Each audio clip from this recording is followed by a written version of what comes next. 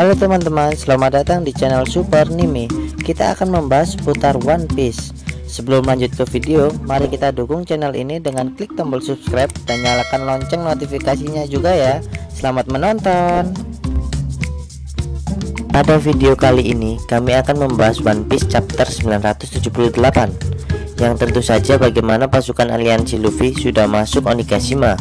Jika di chapter sebelumnya kita dibuat kagum dengan aksi Luffy, walau terlihat barbar, dia dan krunya dengan mudah menghancurkan benteng pertahanan pelabuhan yang dipersenjatai meriam.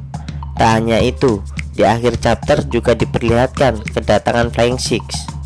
Nah, kira-kira bagaimana keseruan One Piece chapter 978 kali ini? Mari kita bahas bersama-sama. Di awal cerita One Piece chapter 978 memperlihatkan Law yang sudah mulai membawa kapalnya menuju ke belakang pulau Onigashima dengan melewati jalur bawah laut agar tetap aman dari pemantauan musuh. Ternyata tak semua Akazayanen yang menjalankan misi khusus ini, dan terlihat yang berada di dalam kapal Law adalah Asura Doji, Kiku, Raizo, dan juga Kawamatsu. Lalu bagaimana dengan Kinemon dan juga Denjiro? Ternyata mereka berdua memimpin langsung seluruh pasukan yang berada di pintu depan. Tentu strategi ini dibuat sematang mungkin oleh mereka.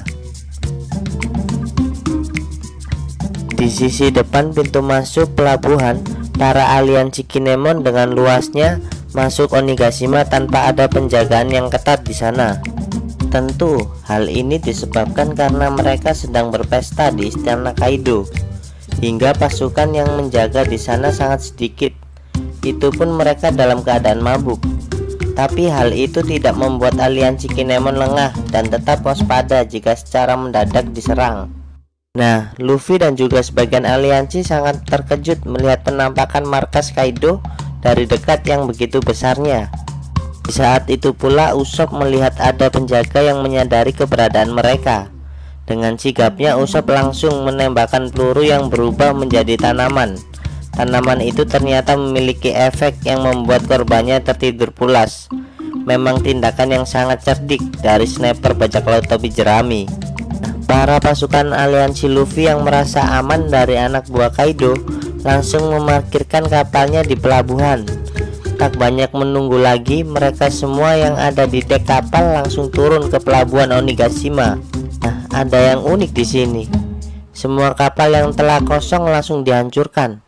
Serentak kembali membuat Luffy dan krunya terkejut. Kenapa kapal mereka dihancurkan semua? Bagaimana situasi tak terduga yang mengharuskan mereka melarikan diri? Disinilah jiwa seorang samurai Wano diperlihatkan. Menurut Kinemon, kapal-kapal ini harus ditenggelamkan. Selain untuk menghilangkan jejak, Kinemon beserta samurai lainnya bertekad, jika mereka menang ataupun mati, maka mereka bisa bangga telah berperang melawan Kaido tanpa harus melarikan diri. Lalu, bagaimana dengan nasib kapal bajak laut topi jerami dan juga Kid? Hal ini sempat terpikir oleh Usopp tentang nasib kapal Sunny. Namun, Franky terlihat marah jika kapal Sunny harus dihancurkan. Jinbe memiliki inisiatif jika ia akan menyembunyikan kapalnya di tempat yang aman.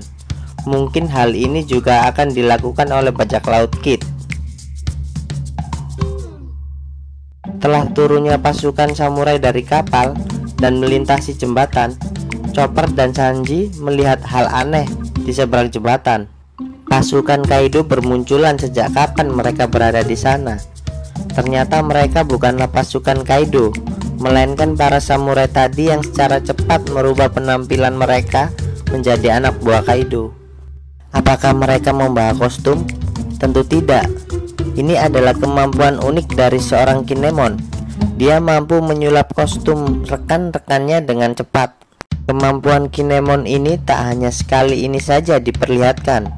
Ia juga sempat mengubah penampilan Nami dan lainnya untuk misi penyamaran agar tidak diketahui lawan.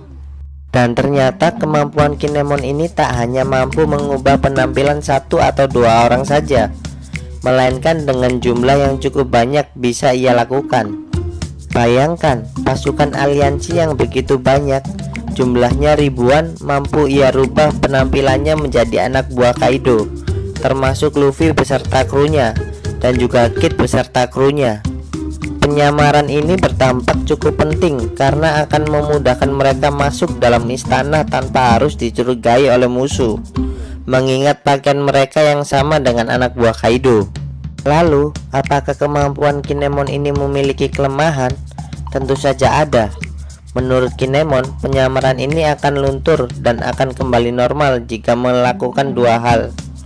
Yang pertama, mencopot kostum mereka, atau yang kedua, jika setelan pakaiannya rusak. Oleh karena itu, sebisa mungkin hindari bentrok dengan pasukan lawan selama penyamaran hingga mereka memang benar-benar berada dalam istana Kaido. Lalu, apakah Luffy dan Kid akan mematuhi aturan ini? Mengingat mereka selalu bertindak ceroboh dan seenaknya sendiri. Walaupun acara pesta api masih berlangsung beberapa jam lagi sampai waktu malam tiba, namun Queen dan para anak buah lainnya terlihat begitu asik dan menarik. Apo diperingatkan sedang asik memainkan musik DJ.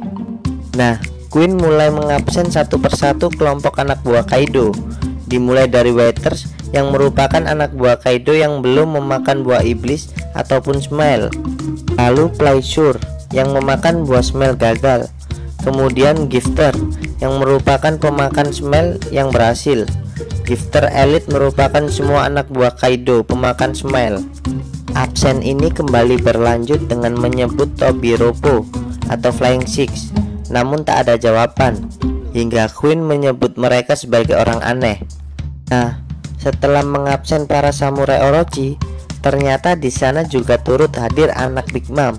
Tentu ini mengonfirmasi jika anak-anak Big Mom memang benar-benar sudah berada di Onigashima. Di akhir One Piece chapter 978 mengungkap identitas para anggota Flying Six, mulai dari Sasaki, kemudian X-Drake, Black Maria, Hosou, Big Swan, dan juga Uruti. Nah, dalam pertemuan mereka Uruti terlihat marah dengan Queen dan ingin membunuhnya setelah menyebut mereka sebagai orang aneh. Hancho mulai berpikir liar, bagaimana jika Queen mati mendadak? Siapa akan menggantikannya? Tentu menurut Black Maria, X-Drake lah yang layak. Namun X-Drake tak tertarik sedikit pun untuk mendapatkan posisi sebagai All-Star.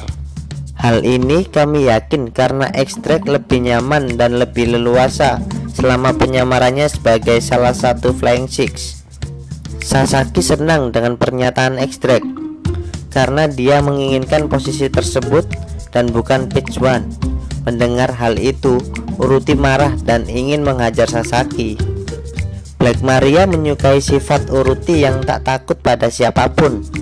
Namun saat Orochi berkata jika Kaido bodoh, membuat semua Flying Six panik dan menyuruhnya diam karena takut terdengar oleh Kaido, maka habislah mereka. Oke, sekian pembahasan video kali ini. Jika kalian ada pernyataan, silahkan tulis di kolom komentar ya. Dan jika kalian suka dengan video ini, jangan lupa like dan share ke teman-temanmu ya. Terima kasih. Salam Super Anime.